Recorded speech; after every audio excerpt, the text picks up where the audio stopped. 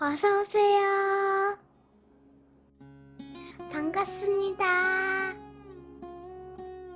안녕하세요. 저는 40대 초반 여성입니다.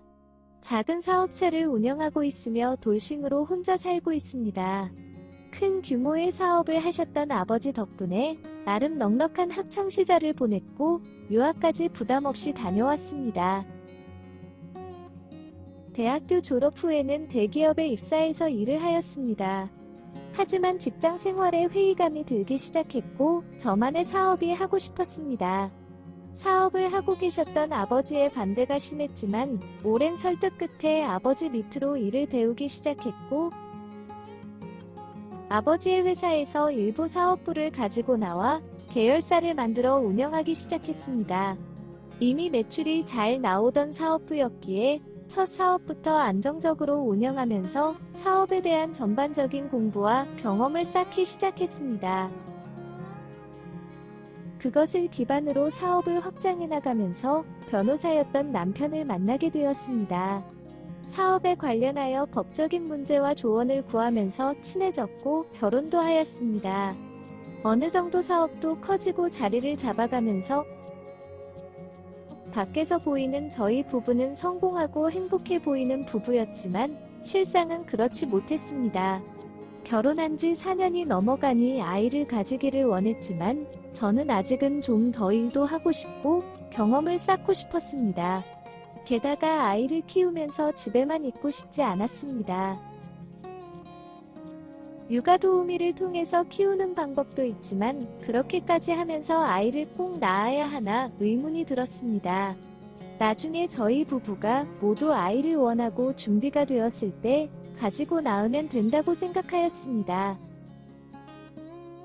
게다가 그때 당시에 저희 부부 나이가 30대 초중반이었습니다. 하지만 남편의 아이에 대한 요구는 계속되었고 결국 임신을 하게 되었습니다. 남편은 엄청 기뻐하였지만 저는 즐겁지 않았습니다. 서로 합의하에 된 임신이 아니라 거의 남편의 계략에 속아서 된 임신이었기 때문입니다. 가임기 시즌에 퇴근 후에 유독 술 한잔하자며 술자리를 만들었고 그럴 때마다 평소보다 더 좋은 분위기를 연출해가면서 정신을 못 차릴 때까지 술을 많이 마시게 만들었고 그런 날이면 어김없이 관계를 가졌습니다. 다음 날 아침이면 남편은 피임을 잘하였다면서 걱정하지 말라고 저에게 거짓말을 하였고 저는 그 말에 여러 번 속다 보니 어느 순간에 임산부가 되어 있었습니다. 남편은 끝까지 자기가 거짓말 및 의도한 것도 아니고 피임 도구 불량이 있었던 것 같다고 하지만 저는 남편의 말을 믿음이 가지 않았습니다. 결국 임신 우울증까지 왔는데도 남편의 계속된 잠자리를 요구하였고 정말 미칠 것만 같아서 남편과 각방을 쓰기 시작했습니다. 각방을 쓰기 시작한 초반에도 몰래 제 방에 들어와 잠이 든 저와 관계를 가지고 나가곤 하였습니다. 몇 번의 그런 일이 있고 난 이후에는 퇴근하고 집에 와서는 제 방에 들어가 문을 잠그고 방에서만 지냈습니다. 그때는 제 자신이 너무 힘들고 남편의 배신감이 너무 컸습니다. 그래서 밖에서 남편이 뭘 하고 다니는지 살았는지 죽었는지 관심조차 없었습니다. 그런데 어느 날부터 남편의 바람 피운다는 소문이 들려오기 시작했고 얼마나 지나지 않아 그 소문은 사실이 되었습니다. 내연녀와 데이트하고 숙박업소에 들어가고 차 안에서 스킨십하는 등 수많은 사진들과 그것에 관련 카드 내역들이 차곡차곡 쌓였고 그것들은 본 남편은 순순히 바람피웠다는 사실을 인정하였습니다. 한 번의 실수라며 저에게 용서를 구했지만 저는 지난날의 상처들이 있는 상태에서 남편의 바람까지 용서해 줄 수 있는 사람이 아니었나 봅니다. 며칠도 안 돼서 뱃속에 아이를 유산하였고 그 후에는 남편과 이혼도 진행하였습니다. 이혼 소송과 상간녀 소송을 하면서 그나마 남편에게 남아있던 일말의 정마저도 다 떨어졌습니다. 그래서 그런지 남자라면 치가 떨렸고 다시는 연애와 결혼 같은 것을 하지 않을 거라고 다짐을 하였습니다. 열심히 일에만 미쳐서 살았습니다. 그러다 40살이 되고 나니 사회적으로도 경제적으로도 나름 성공을 이루었지만 기쁨과 여유를 같이 즐길 가족도 없고 그 흔한 취미도 없었습니다. 살면서 가본 여행이라고는 전 남편과 간 신혼여행뿐이었습니다. 이렇게 일만 하다가 늙어버리면 나중에 후회를 할 것 같아서 열심히 살아온 저에게 보상을 해주고 싶었습니다. 그런데 노는 것도 놀아봤어야 알 것이고 같이 놀 사람이 있어야 놀 텐데 그렇지 못한 저에게는 난감하고 어려웠습니다.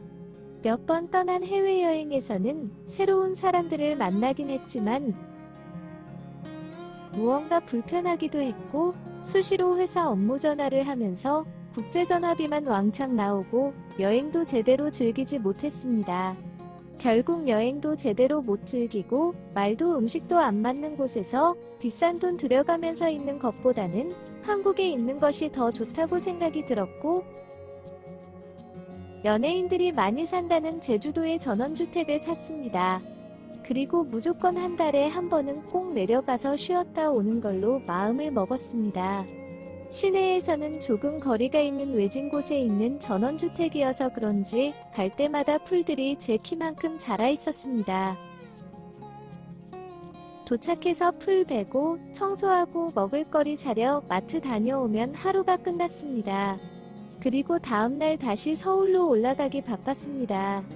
비행기를 타고 오니 여행 오는 기분이어서 좋기는 하지만 제주도를 즐기지 못하고 매번 돌아가는 것이 너무 아쉬웠습니다. 결국 큰 마음을 먹고 한 달에 일주일은 제주도에 머물면서 재택근무를 하기 시작했습니다. 서둘러서 업무를 끝내고 나면 구경도 다니고 맛집도 찾아다녔습니다. 그렇게 제주도에서 지내다 보니 자연스럽게 이웃사촌들과도 왕래가 생기기 시작했습니다. 그날도 이웃집에서 바베큐 파티를 한다고 하여서 놀려가게 되었습니다. 오랜만에 사람들과 술도 마시면서 이야기도 하고 어울리다 보니 너무 마음도 편하고 좋았습니다.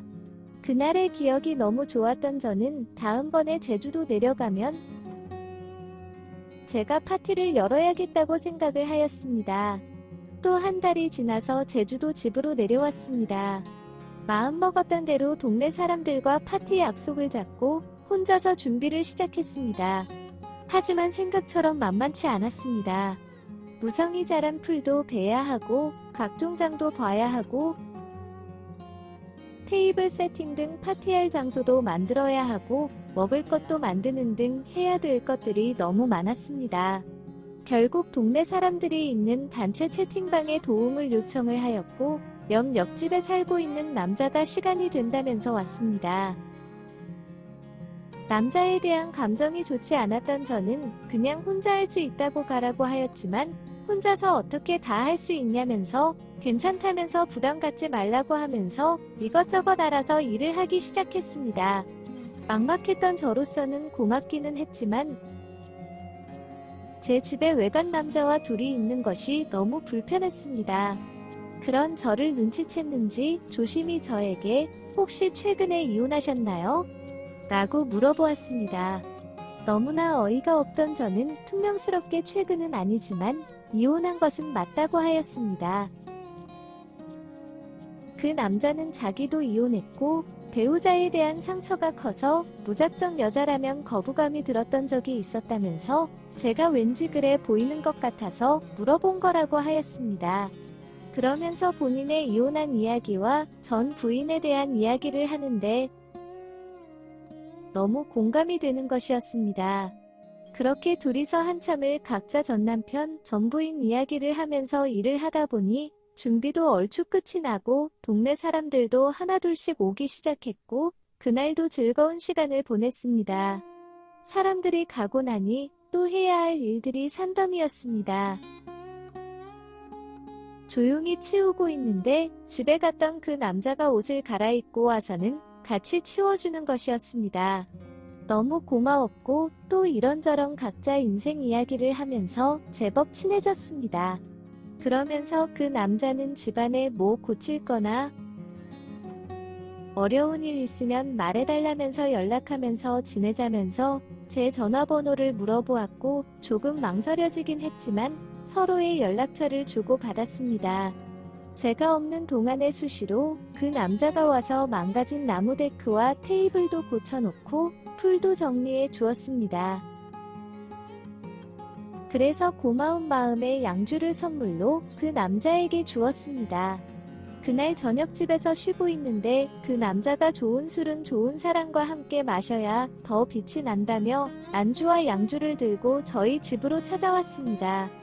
한 잔, 두 잔 마시다 보니 집에 있던 맥주까지 다 마셨고 술이 약하다던 그 남자는 제 침대에 누워서 잠이 들었습니다.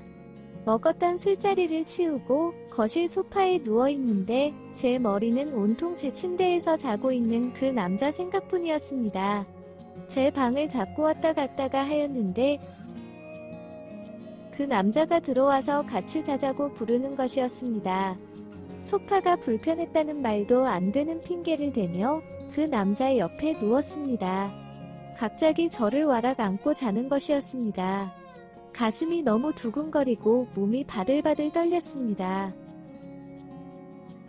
저도 모르게 제 입술은 그 남자 입술에 닿았고 제 손은 그 남자의 아랫도리에 있었습니다. 그 남자도 기다렸다는 이런 저의 행동에 맞춰주었습니다. 그렇게 그 남자와 뜨거운 사랑을 나눴습니다.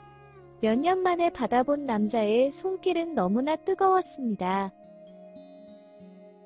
뜨거워진 저희는 그날 이후로 시간이 맞으면 서로의 집을 들락거리면서 사랑을 나누었고 이렇게 잘 맞는 남자는 처음이었습니다.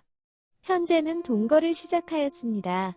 프리랜서로 일하는 그 남자는 제 일정에 맞춰서 같이 제 서울집에서 지내고 제주도 내려올 때는 제가 그 남자의 집에서 지내고 있습니다. 이혼한 이후로 요즘이 제일 행복하고 하루하루가 즐겁습니다.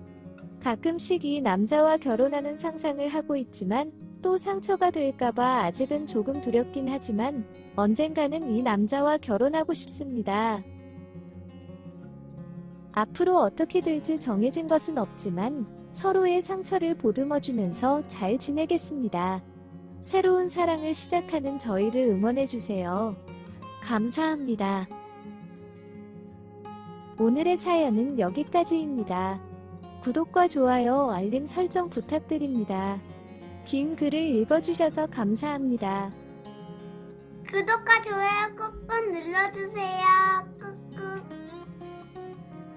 알림 설정도 꾹꾹 눌러주세요.